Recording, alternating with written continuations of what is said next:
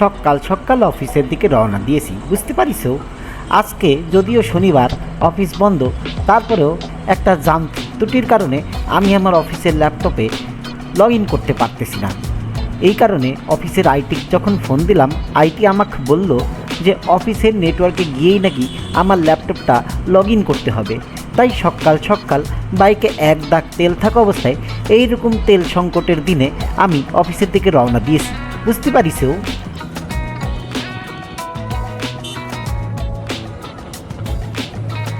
পথিমধ্যে এখনও তেমন কোনো জ্যামের দেখা পাইনি। যাচ্ছি আস্তে ধীরে, মাঝে মধ্যে গাড়ির চাপ আছে, তাই বেশি জোরে টানতে পারতেছি না। এই জায়গাটাতে আসতেই আমি দেখতেছি অনেক ভ্যান গাড়ি বাম পাশে রাইখে দিয়েছে। এখানে প্রতিদিন বাজার বসে, মানুষজন তাদের প্রয়োজনীয় বাজার করে, কেউ কেউ গাড়ি নিয়ে এসে গাড়ি থামিয়ে বাজার করে। এইভাবেই তো জ্যামজটটা লাগে রাস্তার মধ্যে, কি বলো তোমরা?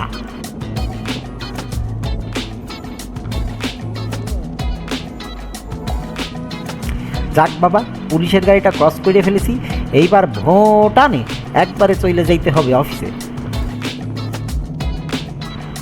টিসিবি ট্রাকের সামনে বেজায় লম্বা লাইন, সকলেই তাদের প্রয়োজনীয় জিনিস এখান থেকে কিনতে আসিছে। বাংলাদেশ সরকারের এটা একটা ভালো উদ্যোগ।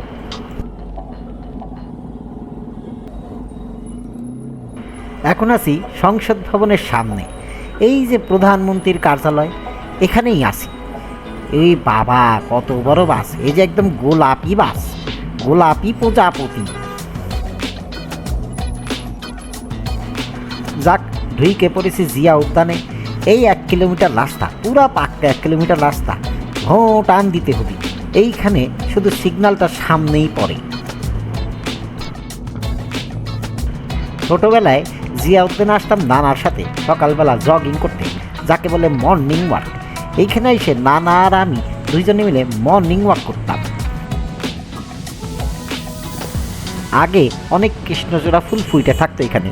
সকালবেলা মর্নিং ওয়াক করতে আইসে সেই কৃষ্ণচূড়া ফুলগুলি কুড়ায়ে বাসায় নিয়ে যাইতাম। এ দেখো, এই তেল সংকটের দিনে কি গাড়ি রাস্তায় নামিয়েছে কাকা। এই গাড়ি তো একটাই 4টে গাড়ির তেল খায়। কাকা কিন্তু খুব শৌখিন, দরজা জানালা খোলা রাইখে, হাত বাইরে রাইখে বাতাস খাইতে খাইতে যাইতেছে।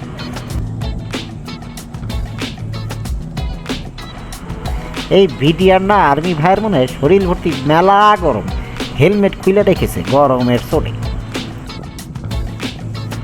আমার বাইকে তেল আছে 1 দাগ, তা হিসাব করি বলতে গেলে 3 থেকে 3.5 লিটার তেল আছে। এখন তেলের লাইনে দাঁড়ালি 3-4 ঘন্টার পরে 300 টাকার তেল দেয়, সেইটা আমার জন্য ওয়ার্থওয়াইল হবে না। তাই আজকে ইমার্জেন্সি বাইকটা দিয়ে অফিসে যাচ্ছি। আজকের পর থেকে বাইকটা গ্যারেজে বন্ধ করে রাখবো যতদিন পরিস্থিতি স্বাভাবিক না হয়। তারপর হেইটে হেইটে আমি অফিস যাব, হাঁটা ব্লগ করতে করতে, বুঝতে পারিস। যাক, টুকটুক করতে করতে আইসে পড়েছি বিজয় সরণি ফ্লাইওভারে। এই ফ্লাইওভারটাতে চালাতেও আমার খুব ভালো লাগে। ম্যাক্সিমাম সময়ই তেমন একটা জ্যামজট এই ফ্লাইওভারের উপরে থাকে না, থাকে ফ্লাইওভারের শেষ প্রান্তে।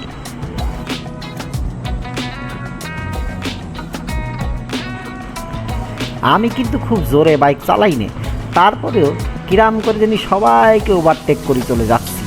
এই যে এশিয়ার ট্রাকটাকে ওভারটেক করলাম, অ্যাপাচি রাইডার ভাইটাকে ওভারটেক করে চলে গেলাম, আমার কাছে পাত্তাই পালো না।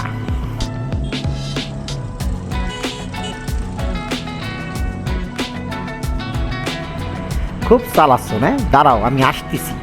আইসে তোমাদেরকে ওভারটেক করে চলে যেতেছি, তোমরা ধরতেও পারবে না, তোমরা আমার টিকিটার নাগালও পাবা না। টিকি টাকা কইরে কইরে সবাইকে কাটায়ে আমি সবার আগে অফিস চলে যাব, আর তোমরা রাস্তায় বসে থাকো, বুঝতে পারিস।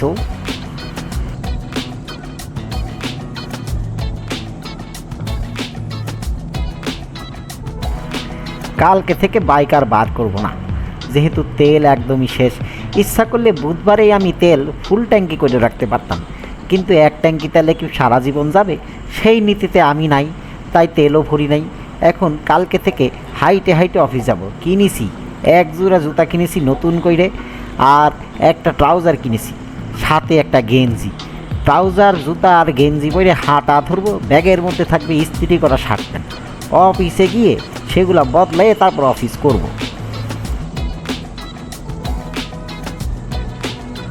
আবার অফিস শেষে ট্রাউজার গেঞ্জি আর একটা কেটস পরে চলে আসবো হাঁটতে হাঁটতে বাসায় সুন্দর করে। ম্যাক্সিমাম গাড়ি তেলের পাম্পের সামনে লাইন ধরে দাঁড়াইছে, তাই রাস্তাঘাটগুলোও তেমন একটা জ্যাম জটছিল না, শুধু যেখানেই তেলের পাম্প সেখানেই জ্যাম। ওই যে সামনে জ্যাম দেখা যাচ্ছে, কারণ হচ্ছে ওইখানে মহাখালীর ওইখানে ক্লিন নামে একটা তেলের পাম্প আছে, আরও কিছু তেলের পাম্প আছে, সেইখানে তেল দেওয়ার জন্য সব গাড়ি লাইন ধরেছে এবং সামনে জ্যাম। তাই আমি চিন্তা করেছি ডাইন দিক দিয়ে শর্টকাট মেরে চলে যাব। তা বলতে বলতে বেশি চলে গিয়েছি, আবার ব্যাক করলাম সময় থাকতে থাকতে।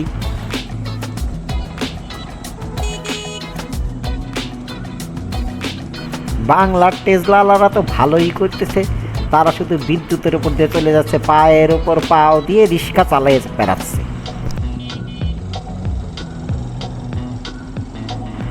এই তো অফিসের সামনে আইসে পড়েছি, আর কিছুক্ষণ পরেই অফিসে ঢুকে যাব। ল্যাপটপটাতে কোনো মতে লগ ইন করে কতক্ষণ কাজ করে তারপর আবার বাসায় চলে যাব। এই রোজা রমজানের দিনে বেশিক্ষণ রাস্তায় থাকা যাবে না, অফিসেও থাকা যাবে না, তার মধ্যে আজকে অফ ডে। তোমাদের কাছে আমার অনুরোধ, এই তেল সংকটের দিনে কোনো প্যানিক নিবা না।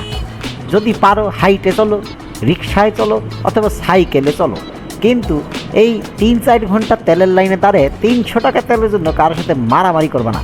কয়েকদিন পরে এমনি তেলের পরিস্থিতি স্বাভাবিক হয়ে যাবে, তখন সবাই তেল নিয়ে আরামসে ঘুরে বেড়াও। আর মজুদদারিকে তোমরা অনুৎসাহিত করবা, নিজেরাও মজুদদারি করবে না। সকলে ভালো থাকো, দেখা হবে আরেক এপিসোডে। আসসালামু আলাইকুম।